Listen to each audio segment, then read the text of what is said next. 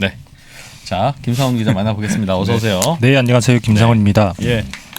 먼저 앞서 설명을 많이 해주셨는데 네. 사실 새로운 소식은 아니에요. 미국이 러시아에 수출 통제를 하겠다. 네.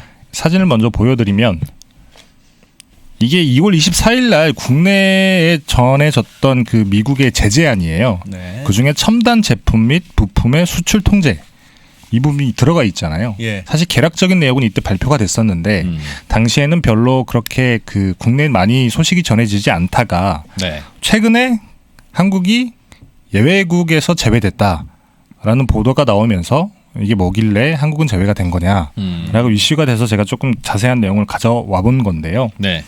그래서 뭐 사실 예외국이라고 하는 게 조금 생소하실 거예요. 예. 그래서 이 수출 규제가 뭔지를 먼저 이해를 하시고 난 다음에 그래서 이게 예외국인 거구나라고 이해를 하실 수 있을 것 같은데 미국 연방법에는 수출 관리 규제라는 게 있습니다. 네. 이게 뭐냐면 그 안보상 미국이 필요하다고 판단을 하면 우리가 특정 품목의 수출을 금지하겠다. 네.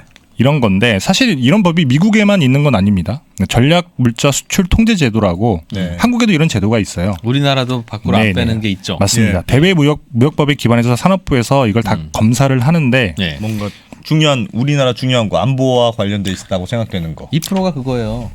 안보와 관련돼 그래서 있어서. 유학도 못 가고 지금 특파원도 못 가고 계속 국내 있잖아요. 네. 나가면 위험하다고 생각하는 거지. 나가면 위험하다. 국보 2%. 이게 안보와 관련된 걸 수도 있는데 그 뭐지 세계의 안정이라고 해야 될까요? 예. 사진을 하나 더 보여드리면 이게 수출 통제가 되는 분야들이에요. 핵무기, 생화학무기, 미사일 이런 것들을 만들 때 들어가는 재료들은 수출을 할 때 각 정부들이 충분히 이렇게 감시를 해야 된다라고 하는 협정인 건데 그중에 바세나르 협약이라는 게 있어요. 이게 네. 재래식 무기.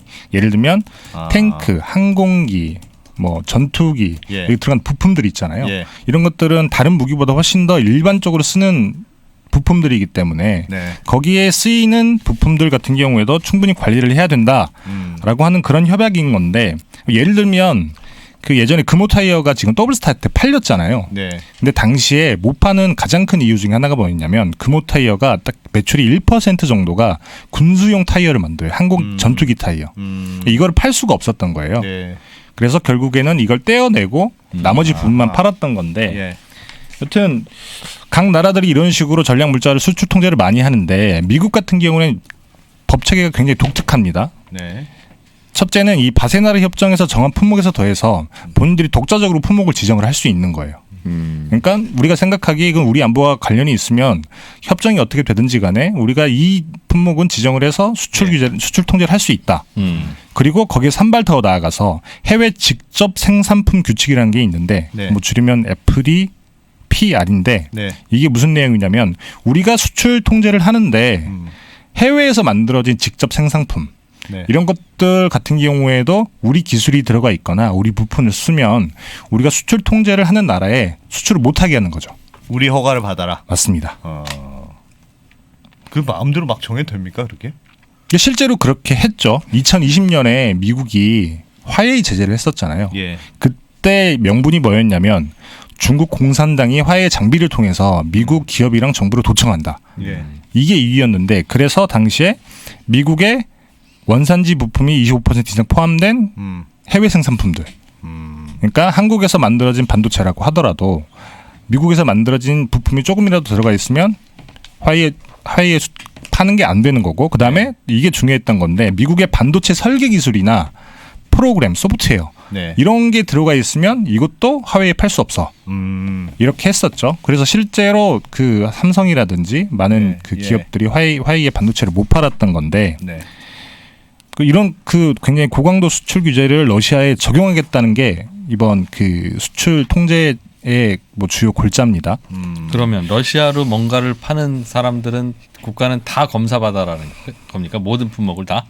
그래서 그 예외국에 들어가냐 안 들어갔냐라는 논란이 나온 게 이것 때문인 건데 예. 그래서 당시에 같이 제재안에 동참을 했던 국가들 EU, 예. 일본, 그다음에 파이브 아이즈라고 해서 예. 첩보 동맹이라고 하잖아요. 예.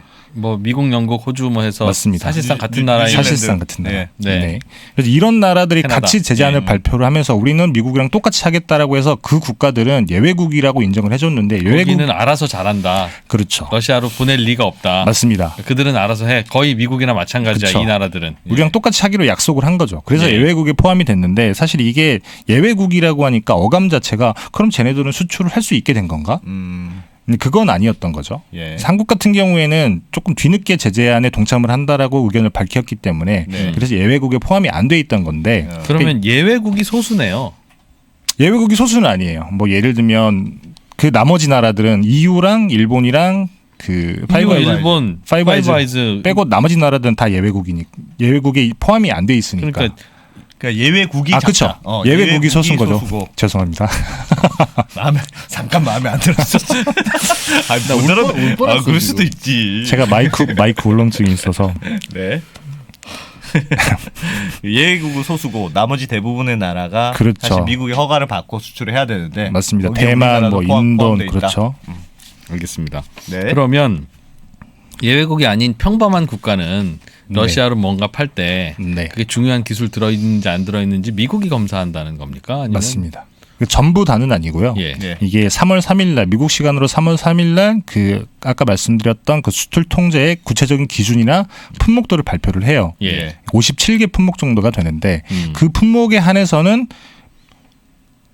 그 다른 나라더라도 네. 러시아에 수출을 할 때는 미국 상무부에 와서 허가를 받아라. 그냥 했다가 들키면 혼난다. 맞습니다.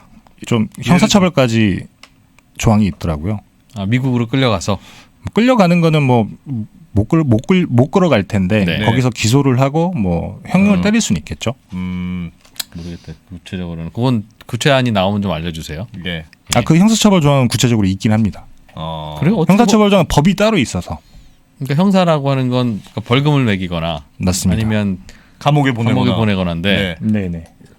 다른 나라 사람 아까 말씀드렸지만 그 법이란 게 따로 미국도 있다고 말씀드렸잖아요. 예, 그 예. 법정에 뭐라고 되어 있냐면 미국 상무부가 현장 조사도 직접 할 수 있어요. 예. 아니라고 했는데 우린 못 믿겠다. 현장 조사를 해서 위반한 게 걸렸다. 그러면 예. 형사처벌까지 하는데 건당 20년 이하의 징역이나 100만 달러 이하의 벌금. 이게 형사처벌 조항이고 예. 행정처분 같은 경우에는 건당 30만 달러 혹은 해당 거래액의 2배 금액 중에서 많은 거. 굉장히 조금 행정처분하게 되면 벌금을 많이 낼 수 있게 되는 거죠. 네. 거래액의 2배까지 벌금을 맞습니다. 매긴다. 알겠습니다. 무슨 품목들이에요? 그러면 그 품목이 정해져 있어요 지금? 아직 정해져 있지는 않았. 아까 말씀드렸지만 구체적인 품목은 네. 3일날 발표가 되는데 개략적으로 카테고리 정도만 나왔어요. 예. 카테고리가 뭐 반도체를 네. 포함한 전자, 그다음에 뭐 항공 분야, 그다음에 뭐가 있었지? 뭐 7개 정도가 되는데 사실 이 카테고리 같은 경우에는 아까 말씀드렸던 바세나르 조약 예. 그런 카테고리랑 크게 다르진 않아요. 하여튼 군수용으로 쓸 것 같은 맞습니다. 부품은 검사 받아라. 그렇죠. 그래서 조금 그 화해 제재랑 조금 다른 게 뭐냐면 소비재. 예. 제가 사진을 하나 조금 구해왔는데 한 번 더 띄워드리면 뭐 영어 공부까지는 아닌데요. 예외 조항이 뭐가 있냐면 many consumer items 소비재거든요. 네. 러시아 국민들이 네. 쓰는 소비재는 네. 이 그 FDPR이라고 하는 규칙에서 제외된다. 소비재는 제외된다. 맞습니다. 그래서 네. 완제품인 경우에는 사실 뜯어가지고 뭐 다시 뭐 부품을 만들어 쓸 수 있겠지만 예. 군사용으로 쓰기엔 조금 그렇잖아요.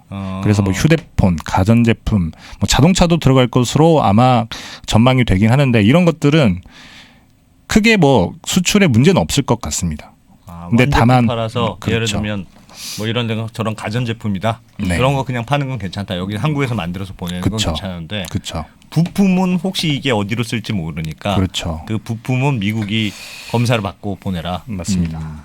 그럼 중국으로 가면 안 되는 거에는 뭐 하여튼 뭐도 안 돼. 반도체가 요만큼이라도 어디 들어있는 건 안 돼인 건가요? 중국으로 가는 거는 그래요. 그렇죠. 네. 근데 러시아는 그래 그런 거 그냥 들어있는 건 중국이 아니라 중국으로는 다 갈 수 있는데 화웨이에 파는 거. 화웨이에 파는 그렇죠. 거. 근데 화웨이가 사실 삼성 스마트폰을 살 이유는 없잖아요. 그다음에 또 뭐랄까 현대자동차 차를 살 이유는 없고 거기는 반도체만 필요한 예. 건데 야 지금 채팅창에서 뜨거운 논란이 네. 초코파이는 러시아에서 많이 팔리는 건데 소비재입니다. 소비재인데 도시락면 초코파이. 근데 군인들이 많이 먹지 않냐. 뜨거운 논란이 지금 벌어지고 있네요.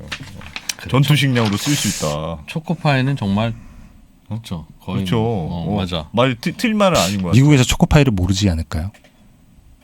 그리고 기본적으로 미국의 기술로 만든 게 그렇지. 아닐 거야. 그러니까 초코파이 미국의 정도는 기술이 들어갔을 리가 없다. 미국의 기술이 들어갔을 리가 없어요. 초코파이와 도시락면 이런 그 거 정도는 있잖아요. 우리도 만들 수 있으니까. 초코파이만 지정해서 하진 않을 테고. 근데 정작 지정해야 할 건 그거다라는 건 동의합니다.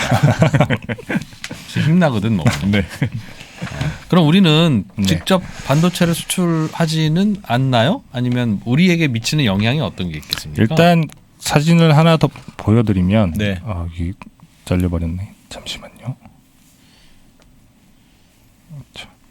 네. 아하. 이게 저희 그 지난해 러시아에 그 수출한 10대 품목인데 네. 승용차랑 자동차 부품이 사실 거의 압도적이에요. 아 그러네요. 그리고 아까 말씀드렸던 승용차 같은 경우는 완제품이라서 예. 안 들어갈 가능성이 크다고 말씀을 드렸죠. 그러면 자동차 부품 정도인 건데 네. 나머지는 대부분 뭐 원재료니까. 그래서 이 자동차 부품 때문에 현대차에서 굉장히 곤혹스럽다라고 얘기를 많이 하고 저건 있습니다. 부품이라서 미국의 승인을 받아야지만 갈 수 있으니까. 그렇죠. 그래서 아마 이렇게 부품이 뭐 자동차용 부품 따로 뭐 이렇게 군수용 자동차용 부품 따로 이렇게 나오진 않을 테니까. 예. 뭐 예를 들면 이런 품목들이 있는데 360도 회전이 가능한 뭐 상반기 기계라든지 이런 그 HS 코드로 따로 품목별로 다 따로 있거든요. 부품들이. 네. 예.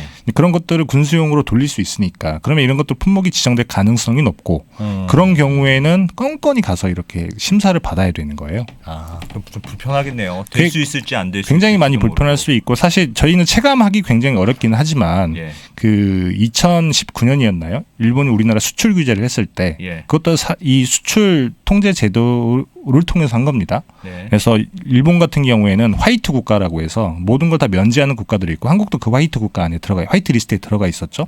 그래서 한국에 수출하는 대부분의 품목은 그냥 포괄적인 승인이에요. 예. 문제가 생기는 경우에만 찾아서 문제가 있다라고 지적을 하는. 근데 그 당시에 바꿨던 게 뭐였냐면 포괄적으로 승인을 받아서 그냥 나가면 되는데 예. 이제 개별적으로 승인을 받아라. 건건히. 그래서 이렇게 수급이 굉장히 많이 딸렸었던 건데 그런 문제가 생길 수 있다는 거죠. 기업들 입장에서는 그냥 이렇게 될 바에는 한 번에 그냥 했으면 좋겠다고 생각할 수는 있겠네요. 아까도 말씀드렸지만 사실 우리가 예배국으로 인정이 되면 네. 미국 상무부를 찾아가지 않고 네. 한국에 있는 산업부한테 심사를 받을 수 그냥 있는 걸 받으면 되는 텐데 건데. 근데 예배국 안에 들어가지 못하게 되면 건건히 계속 미국 상무부를 찾아가야 되니까 네. 그런 뭐 기술적인 문제가 있지 않았을까. 생기지 현지에서 않을까. 생산하는 건 상관은 없는데 부품을 보내는 건 문제가 될 수 있다. 그렇죠. 구체적인 안은 나와 봐야 알겠네요. 맞습니다. 부품이 어디까지 문제가 되는지. 네네. 승용차를 파는 건 괜찮다. 현대차가 러시아 공장이 멈춰 있다는 뉴스가 있던데 그것도 이거하고 관련이 그거는 제가 현대차 한번 물어봤는데 네. 이것 때문도 아니고 아까 말씀드렸지만 아직 구체적인 안이 나오지 않았기 때문에 지금 네. 실행이 된 건 아니에요. 근데 현대차가 멈춘 거는 전쟁 때문에 최근에 공급망 문제가 훨씬 더 심화가 됐잖아요. 예. 부품이 못 가니까. 그렇죠. 아예 반도체 수급이 안 된다고 얘기를 하더라고요. 특히 그래서. 러시아에서는. 맞습니다. 그리고 수급은 되더라도 보내면 돈을 줘야 되는데 러시아가 루브라를 어떻게 루블화로 받을래 비트코인으로 받을래 이러고 있을 테니까 달러로 주지는 않을 네, 테니까. 그러니까 이제 또 그것도 문제겠네요. 마비 되겠죠. 네, 그렇죠. 예, 그게 문제겠네요. 알겠습니다. 그래서 영향받는 회사들이 좀 있겠네요. 알겠습니다. 초코파이는 또 현지 생산한다고 채팅창에 올라오네. 러시아 현지 생산을 많이 해서 문제가 거의 없을 거다. 그러니까 러시아도 준비 많이 한 거예요. 진짜 중요한 건 현지 생산하고 있어 이미. 알겠습니다. 그러니까 이런 일이 벌어지니까 새롭게 알게 되는 게 많아요. 너무 많네요. 새로운 일들이 너무 많이 벌어지네요. 네. 진짜. 지난 우리 한 2년간 코로나 때문에 고민하면서 백신의 종류가 그렇게 다양하며 네. 메신저 RNA에 대해서도 알게 되고 네. 그런 것처럼 뭐 제재가 나오니까 이런저런 또 무역 구조라든가 FDPR 맞습니다. 그런 것도 또 알게 됐네요. 네. 한번 업데이트 되면 한번 더 알려주십시오. 알겠습니다. 고맙습니다. 김상훈 기자였습니다. 네, 감사합니다. 디지털 세계에서는 사실 뭐랄까 소유권이라는 개념이 좀 희박하잖아요. 네, 복사가 네. 너무 간편하니까 이거를 이제 보장해줄 수 있는 굉장히 신기술이다. 지구를 잘게 쪼개 땅을 사고 팔 수 있는 메타버스 플랫폼. 3만 원에 팔린 프랑스 에펠탑은 지금 170만 원이 됐습니다. 디지털 아티스트 비플의 한 작품이 지난달 팔린 가격은 787억 원. 그리고 게임 캐릭터 성형을 통해 월 1,000만 원을 버는 크리에이터의 등장까지 새롭게 펼쳐지는 세상에 대한 전망과 리스크를 담았습니다. 여러분도 메타 리치를 꿈꾸신다면 변화의 흐름에 올라타 보세요.